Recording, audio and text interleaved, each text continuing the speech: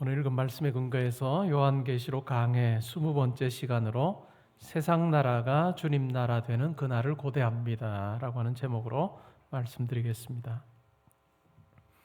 우리가 몇 주에 걸쳐서 요한계시록 10장, 11장을 살폈습니다. 요한계시록 10장, 11장은 막간극이라 할 수 있습니다. 6번째 나팔이 불린 후에 7번째 나팔을 불기 전에 이 막간극이 등장하죠. 우리가 요한계시록을 살필 때 잘 알아야 될 것은 이것이 사건이 시간의 그 연속으로서 우리가 이해하는 것이 아니라 하나님께서 사도 요한에게 보여주신 환상의 순서를 담고 있다는 것 우리가 분명히 기억할 필요가 있습니다. 그리고 이 막간극을 통해서 하나님께서 어떻게 일하시는가, 그리고 하나님의 백성이 어떠한 존재인가 라고 하는 것을 우리가 확인할 수 있습니다. 요한계시록 10장에 보면 요한이 작은 두루마리를 먹습니다. 입에는 달고 배에는 씁니다. 이 작은 두루마리, 먹은 작은 두루마리의 이 내용은 구원과 심판을 담고 있습니다. 입에는 단 구원의 내용도 있고 또한 배에는 쓴 이 복음을 받아들이지 않았을 때 하나님께서 심판하신다라고 하는 하나님의 일하심의 양면성이 이 속에 담겨 있습니다.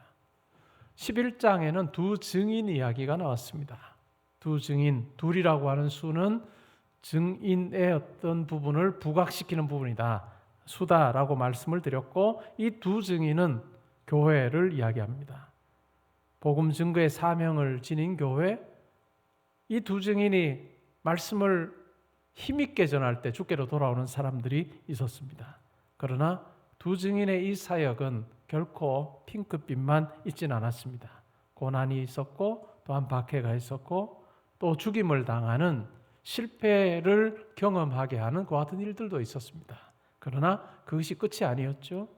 하나님께서 다시 부활시키심으로, 소생케 하심으로 궁극적인 승리를 경험하게 하시는 그 같은 교회, 그리고 성도의 궁극적인 승리가 무엇인가라고 하는 것을 이 두 증인 이야기를 통해서 우리에게 잘 보여주고 있습니다.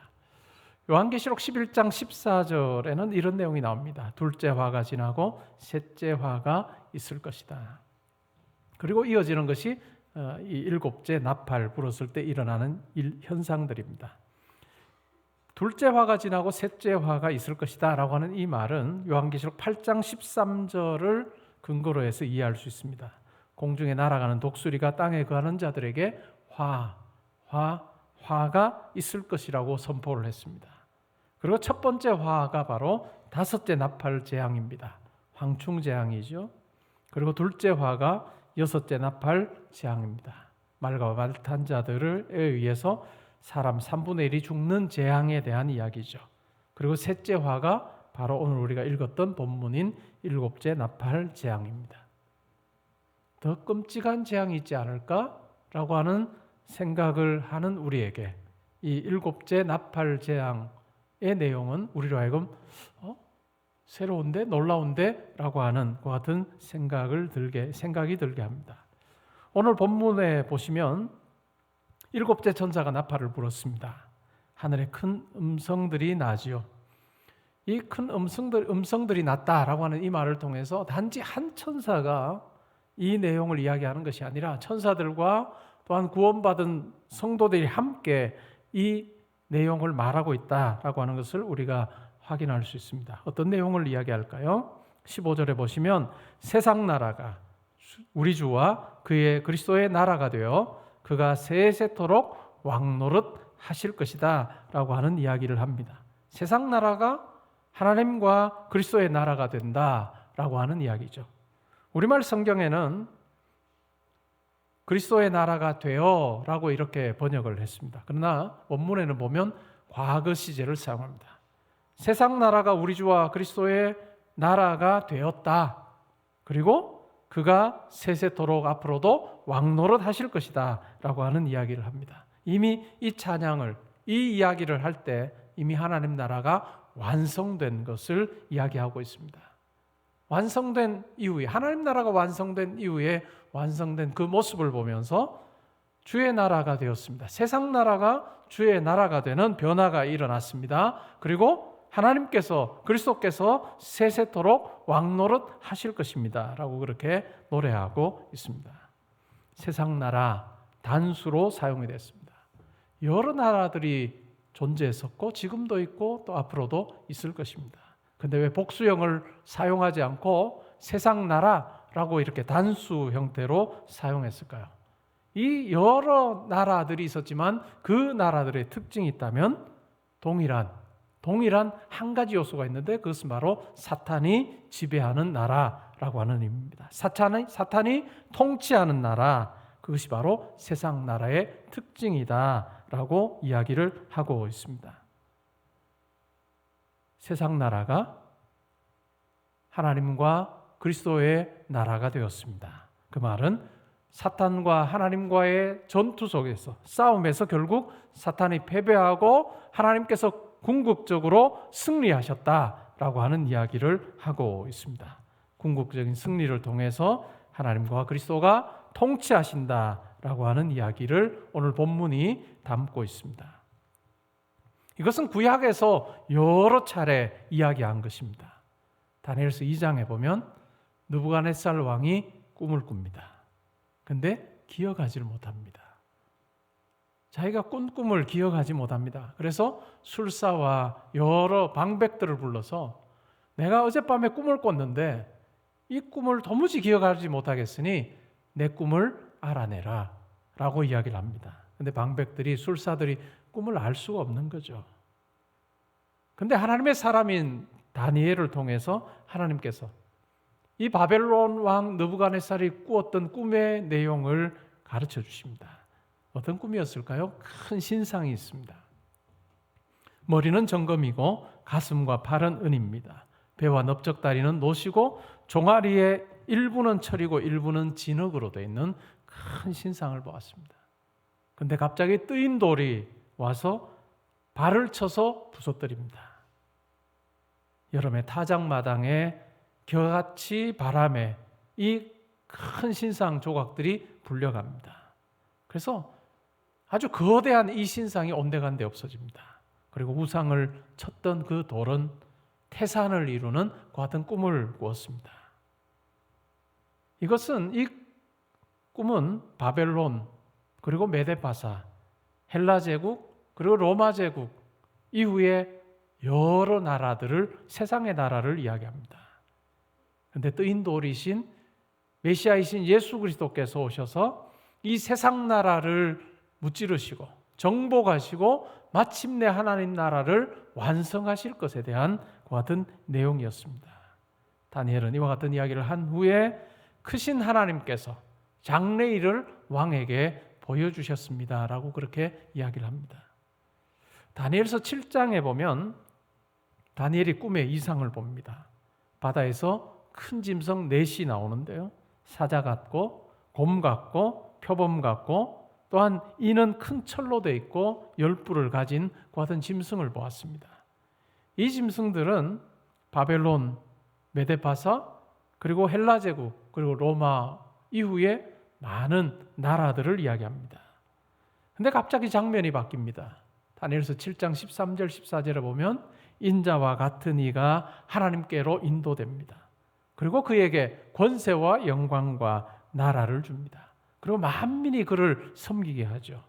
그리고 그에게 주신 권세는 영원하고 패하지 않는 그 같은 나라를 하나님께서 주셨다라고 이야기를 하고 있습니다. 다니엘은 수백 년 후에 예수 그리스도께서 오셔서 이제 시작하실 그 같은 하나님 나라에 대한 환상을 본 것이고, 예수 그리스도의 재림을 통해서 온전히 하나님 나라가 세워지고 그 하나님 나라, 그리스도를 통해서 이루어지는 그 하나님 나라는 영원할 것이다 라고 하는 것을 다니엘은 보았습니다. 그리고 오늘 우리가 읽었던 본문에 보면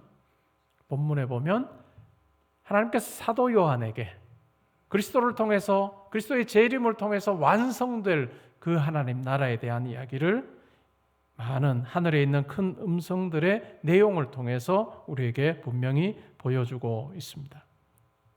16절에 보시면 구원받은 백성을 상징하는 24장로들이 땅에 얼굴을 대고 하나님께 경배합니다. 경배 내용이 뭘까요? 이렇습니다. 감사하옵나니 옛적에도 계셨고 지금도 계신 주 하나님 곧 전능하시니여 친히 큰 권능을 잡으시고 왕노릇 하시도다. 하나님의 통치에 대해서 노래하고 있습니다.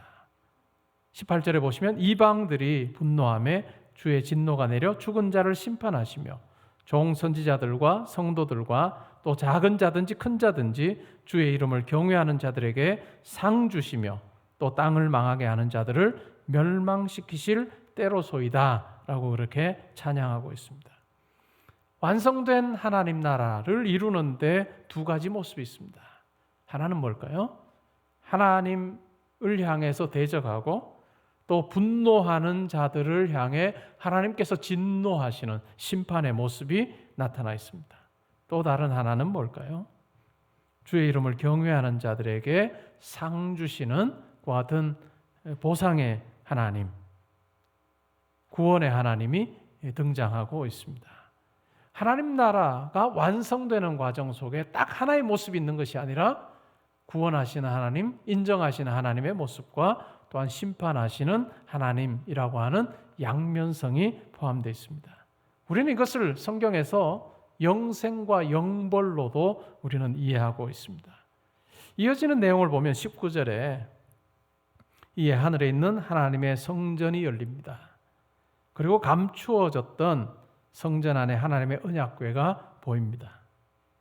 이 감추어졌던 이 언약궤가 보이는 것을 통해서 하나님의 임재가 더 충만한 하나님 나라, 완성된 하나님 나라가 어떤 곳이냐? 하나님의 임재가 충만한 곳이다. 하나님께서 자기 백성과 함께 하시는 곳이다 라고 하는 것을 분명하게 보여주고 있습니다. 이 언약궤, 우리가 구약 성경을 보면 어떤 기능을 할까요? 이 언약궤를 통해서 죄사함을 받기도 합니다. 그리고 이 언약궤는 그 속에 십계명 율법이 담겨 있어서 하나님께서 약속하신 것이 무엇이며 또 하나님의 뜻에 합당하지 않게 행동할 때 하나님께서 심판하신다라고 하는 것을 분명하게 보여주는 언약궤라고 하는 것 속에도 용서와 심판이 이 속에 담겨 있습니다. 완성될 하나님 나라의 그림을 사도 요한은 우리에게 보여주고 있습니다. 우리가 이 장면을 쭉 살피면서 우리 스스로에게 던져야 될 물음이 있는 것 같습니다. 나는 어느 나라에 속해 살고 있는가? 나는 어느 나라에 속해서 살고 있는가? 주 1세기 당시 성도들을 한번 생각해 볼까요? 도미티안 황제의 그 통치 하에 있으면서 예수를 믿는 것이 쉽지 않았습니다. 황제 숭배 사상이 팽배했던 그 당시에 황제에게 숭배하는 것을 거부하고 오직 예수 그리스도만 믿고 하나님만 섬기겠다라고 하는 이와 같은 신앙을 붙들고 사는 것은 굉장히 힘들었습니다. 경제적인 압박이 있었고 또한 빼앗김이 있었고 뿐만 아니라 때로는 목숨까지 내놓아야 하는 그 같은 어려움이 핍박이 그들 가운데 있었습니다. 1세기 후반에 성도들 믿음을 지키면서 많은 고민을 했을 겁니다. 과연 내가 제대로 신앙생활을 하고 있는 거 맞나?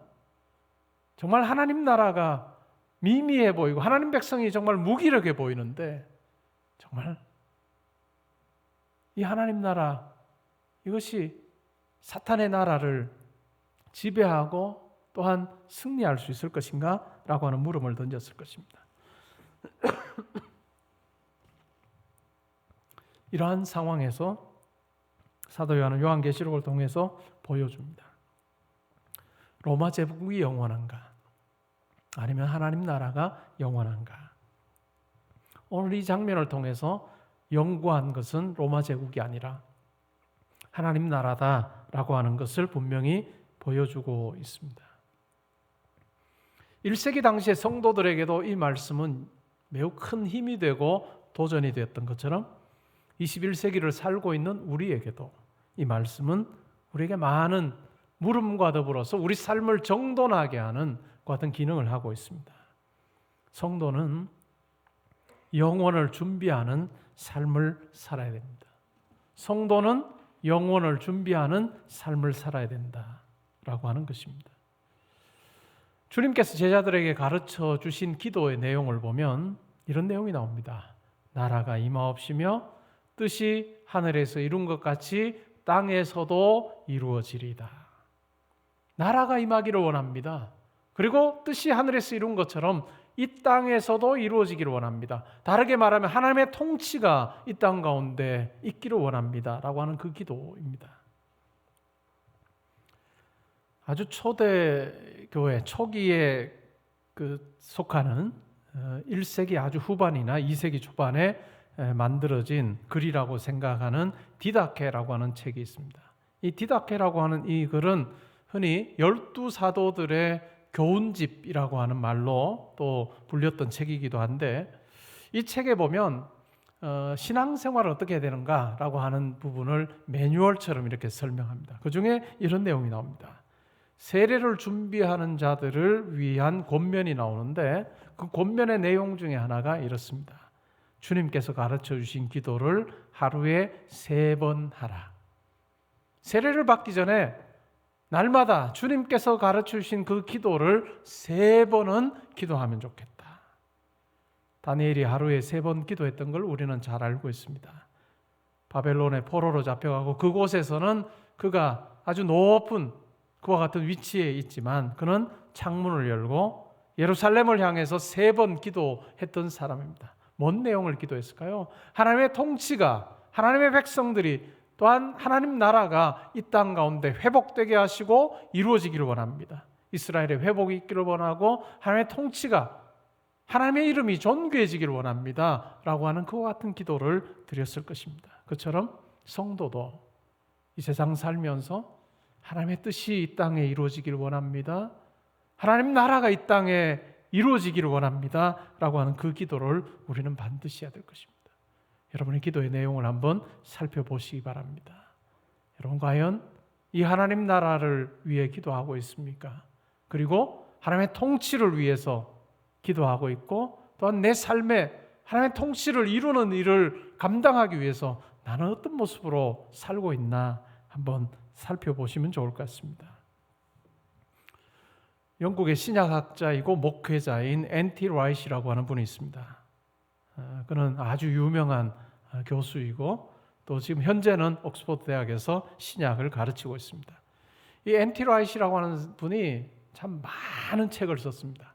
제가 2002년에 앤티 라이시를 만나서 우리나라에서 목회자들이 주로 보는 목회와 신학이라고 하는 잡지가 있는데 그 잡지에 인터뷰를 좀 해달라고 해서 2002년도에 저는 앤티 라이시를 만나서 인터뷰도 하고 또 뭐 차를 마시며 이야기도 이후에 좀 많이 나눴던 21세기, 20세기에 아주 유명한 그런 신학자이고 목회자이죠. 이 앤티 라이시 쓴 책 중에 Simply Christian이라고 하는 책이 있습니다. 이 Simply Christian이라고 하는 이 책 제목은 C.S. 루이스의 Mere Christianity라고 하는 순전한 기독교라고 하는 책이 있고, 그 책을 한국의 성도님들도 많이 읽었고 또 서구의 성도들은 참 많이 읽었던 책입니다. 그 책 제목을 어떤 면에서 조금 본따서 Simply Christian이라고 하는 책을 썼습니다. 이 책의 한 챕터가 세상을 올바르게 만들기라고 하는 챕터가 나오는데, 이 챕터에서 이런 이야기를 합니다. 자기가 꿈을 꿨습니다. 꿈을 꾸는 내내 이게 정말로 보통 꿈이 아니라는 것을 알죠. 그리고 대단한 꿈이다라고 하는 것을 꾸면서도 압니다. 근데 잠을 깼습니다. 꿈이 도무지 기억나지 않습니다. 뭔가 대단한 꿈인 것 같은데 도무지 기억나지 않습니다. 그러면서 이런 이야기를 합니다. 성도로서 사는 삶이 이와 같지 않은가? 성도로서 사는 삶이 이와 같지 않은가 살펴야 된다. 성도는 하나님 나라를 꿈꿉니다. 하나님 나라를 소망하면서 설렘도 있습니다. 그러나 현실로 돌아오면 그 꿈과 소망과는 무관하게 살고 있지 않은가? 우리를 점검해 봐야 된다라고 하는 이야기를 하고 있습니다. 자전거를 타다가 넘어졌습니다. 다리가 부러졌습니다. 병원에 가서 치료를 받죠. 또 보조기구를 사용하고 목발을 짚고 다닙니다. 근데 시간이 지나면 어떨까요? 이전처럼 걷습니다. 우리 삶에 하나님의 뜻을 행하는 것도 이와 같을 것입니다. 때로는 실패하고 좌절합니다. 인간관계로 인해서 힘들어해서 때로는 중단할 때도 있습니다. 그러나 일어나서 하나님의 뜻에 순종하며 걸어가야 되는 것, 하나님의 통치를 이 땅에 이루는 삶, 그것은 우리 모든 성도가 감당해야 되는 같은 길이라는 것을 우리는 기억할 필요가 있습니다. 하나님 나라를 소망한다는 것, 가장 쉬운 것은 내가 생각하는 거예요. 그 다음이 말로 하는 겁니다. 그리고 그것에서 끝나는 것이 아니라 내가 소망하는 그 하나님 나라, 또 하늘의 그 가치를 내 삶에서 실현해내는 삶, 그것이야말로 우리에게 꼭 필요한 삶일 것입니다. 완성될 하나님의 그 하나님의 통치, 하나님의 선하심, 그것을 우리가 아는 자라면 우리 이 땅에서의 삶에서도 뜻이 하늘에서 이룬 것처럼 완성된 그 하나님 나라, 그것을 누릴 백성답게 내가 하나님 백성으로 잘 살겠습니다 라고 하는 다짐이 우리 가운데 필요하고, 다짐으로 끝나는 것이 아니라 하나님께서 나에게 주신 시간 속에서, 인생 속에서 그 하나님 나라 가치를 내가 붙들고 살아내는 삶이 우리 가운데 있어야 할 것입니다. 아리마대 사람 요셉, 이 복음서에 나옵니다. 그는 존경받는 공회, 산헤드린 공회원 중에 하나였고요, 부자였고 또 사람들에게 인정받는 선하고 의로운 그 같은 사람이었습니다. 오늘날로 치면 그 사회에서 상류 1%에 속하는 사람입니다. 근데 이 아리마대 사람 요셉을 이야기할 때 그는 하나님 나라를 꿈꾸는 자였다라고 그렇게 이야기합니다. 하나님 나라를 꿈꾸는 자로 살았던 이 아리마대 사람 요셉을 보면 자기에게 기회가 주어졌을 때 그는 그 기회를 그냥 놓치지 않고 소명을 따라 산 사람이었습니다. 우리가 복음서 내용을 보면 아리마대 사람 요셉이 예수 그리스도의 복음을 전했다라고 하는 내용은 없습니다. 그러나 그는 하나님께서 자기를 왜 산헤드린 공회원으로 살게 하셨는지 그는 분명히 알았습니다. 산헤드린 공회에서 예수를 죽이자라고 하는 모의를 할 때, 절대 다수가 예수를 죽이자라고 하는 이야기를 할 때 산헤드린 공회원 중에 아리마대 사람 요셉은 노라고 이야기했습니다. 예수를 죽이는 일에 함께하지 않았습니다. 그리고 예수님이 십자가에 달려 죽었습니다. 근데 빌라도에게 가서 예수의 시체를 나에게 달라라고 그렇게 요청을 합니다. 복음서에도 보면 당돌하게 요청했다라고 하는 이야기를 합니다. 왜 당돌하게 했을까요? 그 당시에 십자가에서 죽는다라고 하는 로마의 처형인데 어떤 사람들을 주로 죽였느냐 하면 로마에 반역하는 사람이었어요. 예수님께서 십자가에 죽으실 때 그 모습을 보면 그건 몰아가는 내용이 바로 로마의 반역자로 몰아갑니다. 그리고 유대인의 왕으로서 자기가 로마 황제의 권위 아래 유대인들을 그냥 두려고 하지 않고 자기가 왕이 돼서 로마에 반역하려고 했다라고 하는 죄목을 뒤집어 씌워서 예수님을 죽였습니다. 그렇게 죽은 이 예수, 그의 시체를 나에게 주시오라고 하는 것은 보통 사람이면 할 수 없는 그 같은 일이었습니다. 그러나 하나님께서 나를 빌라도 앞에 설 수 있는 자로 세워주신 것, 유대인들 중에서 높은 위치에 나를 세워주신 것은 바로 이와 같은 일을 감당하라고 하심이다라고 하는 분명한 소명의식을 가지고 그는 자기가 일해야 되는 자리에서 물러나지 않았다는 것을 우리가 기억할 필요가 있습니다. 우리의 삶의 자리에서 하나님 나라를 소망하는 것이 생각으로 끝나서 안 되고 말하는 것으로 끝나서 안 되고 내 삶의 시간 속에서 하나님 나라를 어떻게 내가 살아내느냐라고 하는 것이 가장 중요한 문제인 것 같습니다. 고든 맥도날드라고 하는 미국 목사님이 있습니다. 우리나라에도 여러 책으로 많이 소개된 분입니다. 그분이 이런 이야기를 했습니다. 그리스도인들이 삶의 우선순위를 정립해 두지 않으면 세 가지 일이 일어난다. 첫 번째는 남의 칭찬받는 일에 자기의 시간과 돈을 사용하게 된다. 여러분 어떠신지요? 두 번째는 급한 일에 시간을 쓰게 된다. 땜질하며 산다는 것입니다. 할 일은 많이 했습니다. 그런데 돌아보면 땜질 자국밖에 없는 그 같은 인생이 될 수 있다는 것입니다. 세 번째는 주변에 영향력 있는 사람에게 시간을 다 빼앗기고 만다. 그가 하자는 대로 끌려다니게 된다라고 하는 이야기입니다. 하나님의 소명 앞에서 또 하나님 나라를 꿈꾸는 자로 사는 데 있어서 매우 중요한 것이 있다면 지금 나에게 주어진 이 시간의 소중함을 깨닫는 것입니다. 지금의 소중함을 깨닫는 것이죠. 그리고 내 인생에서 계획의 중요성을 우리가 아는 것입니다.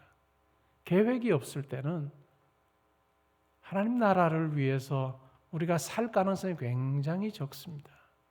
하나님께서 우리에게 주신 물질이나 시간이나 또한 여러 가지 여건들을 하나님 나라라고 하는 큰 계획에서 보지 않으면 나에게 주어지는 그때그때의 일에 우리의 인생을 허비할 가능성이 얼마나 큰지 모릅니다. 그리고 또한 사명에 충실한 자로 살면서 사람들이 주인이 아니라 진정한 주인이신 하나님께 충성하는 자로 살겠다라고 하는 이 다짐이 있을 때 우리에게 허락된 이 길지 않은 인생에서 하나님 나라를 이루는 자로 우리는 살 것입니다. 그렇지 않으면 우리에게 더하여진 시간이 무의미할 수 있습니다. 오늘날은 평균 수명이 참 깁니다. 90년대만 해도 세상을 떠나시는 그 연세가 보통은 70 초반, 60대이기도 했습니다. 근데 오늘날은 80대 분들도 건강하시고 90대 분들도 건강하십니다. 마치 히스기야가 중병에 걸려서 하나님 앞에 벽을 앞에 두고 하나님 앞에 간절히 기도했을 때 15년을 더 얻은 것처럼 우리의 인생에 더하여진 시간이 참 많습니다. 근데 히스기야가 15년을 얻고 나서도 그는 그 15년을 하나님을 섬기는 데 사용하지 않고 오히려 범죄하는 데 사용했습니다. 교만해서 형벌을 자처해서 이 시간 자체가 비만이 되어버린, 시간의 비만을 겪었던 그 시간이 바로 히스기야의 마지막 15년이었다는 걸 우리는 기억할 필요가 있습니다. 과연 여러분의 삶은 어떠신지요? 그냥 우리가 이 세상에서 10년, 20년을 더 살게 된 이때가, 이 시기가 나에게 어떤 의미가 있는지를 우리는 돌아보아야 할 것입니다. 그리스도인은 시간과 영원의 교차로에서 살고 있습니다. 내 삶에서 내가 하는 기도와 내가 하는 일들이 세상의 일로만 채워지는 것이 아니라 내가 하는 기도 속에, 내가 하는 일 속에 영원히 침투하여서 내 일 속에 하나님께서 원하시는 그 영원한 가치가 실현되는 것, 또한 그것을 보여주는 삶을 사는 것, 그것은 매우 중요할 것입니다. 2022년을 눈앞에 두고 있습니다. 계획을 세우지 않으면 우리는 허비할 수밖에 없을 것입니다. 계획을 세우지 않으면 눈앞에 닥친 일에 우리는 모든 걸 다 사용하고 남는 것은 없을 것입니다. 저는 목회를 하면서 우리 성도님들에게 교회로 나오시라는 이야기 별로 안 합니다. 예배 드리는 건 당연히 해야 되겠죠. 그리고 여러분의 삶의 자리에서 하늘 백성답게 영혼의 가치를 붙들고 정말 다른 사람들이 보기에도 하나님 백성답게 사는 것이 가장 중요하다라고 말씀을 거듭거듭 해드렸던 사람입니다. 새해를 앞두고 우리가 고민을 해보면 좋을 것 같습니다. 내가 신앙생활하는 교회를 위해서 내가 무엇을 할까? 내가 무엇을 할 수 있을까? 라고 하는 고민도 해보시면 좋을 것 같습니다. 주보사회의 사역 지원서를 배부해드렸습니다. 교사로, 찬양대원으로, 주차봉사로, 예배위원으로, 새가족 섬김이로, 그 외에도 많은 섬김의 자리가 있습니다. 저는 여러분들에게 도전합니다. 일주일에 딱 2시간만, 예배 외에 딱 2시간만 교회를 위해서 봉사하실 수 있겠습니까? 일주일 시간이 계산해 보면 168시간입니다. 예배 드리는 것 외에 내가 일주일에 2시간을 그리스도의 몸된 교회를 위해서 내가 봉사할 수 있을까? 그리고 할 일이 뭔지를 한번 찾아보시면 좋겠습니다. 교사로 자녀 아이들을 말씀 양육하시든지, 찬양대원으로 섬기시든지, 시온 찬양대 자리를 한번 보십시오. 제가 볼 때는 남성 파트가 좀 더 필요한 것 같아요. 자원하십시오. 하나님을 노래하는 그 시간 제가 함께 하기를 원합니다. 일주일에 2시간입니다. 더 많은 시간을 내는 것 저도 불편하고 그렇게 강요할 생각도 없습니다. 어떤 글을 봤더니 이런 내용이 나오더라고요. 자원봉사를 하는 경우에 어떤 사람이 가장 행복한가라고 하는 글이었는데 내용은 이렇습니다. 1년에 100시간 자원봉사하는 사람이 가장 행복하다. 1년에 100시간이면 일주일에 2시간이에요. 2시간보다 더 많으면 부담이 되는 거예요. 2시간보다 적으면 별로 이렇게 자기가 보람도 느끼기 어렵다는 거예요. 근데 2시간 정도 일주일에 자원봉사를 하면 그 사람이 그 일을 통해 참 많은 행복을 누린다라고 하는 글을 읽어봤고 저는 충분히 수긍이 됩니다. 여러분이 신앙생활하고 예수님을 알아가고 함께 성도들과 교제하는 이 교회를 위해서 하나님께서 여러분들에게 일을 맡기기를 원하시는 것 같습니다. 한 주간 동안 기도해 보시기 바랍니다. 그리고 2시간, 딱 2시간만 하나님 제가 이 일에 제가 헌신하겠습니다 라고 하는 그 마음으로 자원해 주시면 좋겠습니다. 그럴 때 우리 교회가 교회 안에서도 양육도 주일학교의 양육도 잘 이루어지고 하나님을 예배하는 여러 일들에도 우리가 잘 감당하리라 믿습니다. 10년이 지나고 20년이 지나서 2021년 12월 12일 이 날을 우리가 되돌아볼 때 내가 그때 참 젊었어. 그때 내가 젊었어. 충분히 일할 수 있었는데 2022년 내 인생에 참 젊은 시기였는데 그냥 날려버렸네 라고 하는 후회는 우리가 하지 않으면 좋겠다라고 하는 생각입니다. 여러분 사역지원서를 쉽게 그냥 쓰레기통에 버리지 마십시오. 여러분 붙드시고 내가 할 수 있는 일이 뭘까? 하나님 앞에 기도해 보시고 하나님께서 마음 주시는 대로 결단하여 딱 2시간만 교회를 위해서 섬겨주시면 주일학교나 또한 찬양대나 우리 예배의 자리나 주차봉사나 여러 일들이 참 원활하게 될 것입니다.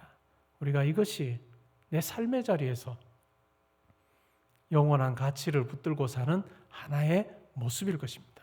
그리고 여러분의 삶의 현장에서 어찌 보면 교회보다 훨씬 더 많은 시간을 보내는 여러분의 삶의 현장에서도 내가 영혼의 가치를 실현할 수 있는 길이 뭘까 고민해 보시면 좋겠고 평범하게 다른 성도들이 그 연령대의 성도들이 걷는 그 길을 저는 여러분들이 선택하지 않길 바랍니다. 평범함으로 여러분의 인생 채우고 만족하지 말고 비범함으로 새로운 모습으로 여러분의 나이대를 사는 그런 모습을 여러분 이어서 길을 걸어올 많은 후배들에게 보여주는 그 같은 삶이 된다면 하나님께서 기뻐하실 것입니다. 우리가 기도하며 하나님 앞에 순종하는 그 같은 우리 모두가 될 수 있기를 주님의 이름으로 축복합니다.